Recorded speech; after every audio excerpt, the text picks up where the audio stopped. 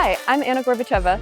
I'm a second-year medical student at the University of Vermont and a research intern at Seattle Science Foundation.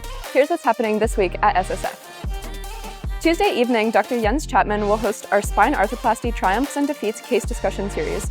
Through case reviews from experienced arthroplasty surgeons, we will explore the real-world use of disc arthroplasty.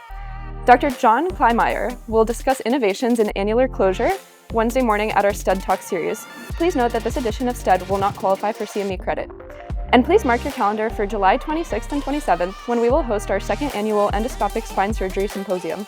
This is the first multi-institutional didactic symposium in the United States that focuses exclusively on endoscopic spine surgery. Please note that this conference will not be streamed live. You will need to attend in person to have full access to the demos and lectures. As always, you can register for any of our courses at ssfcme.org.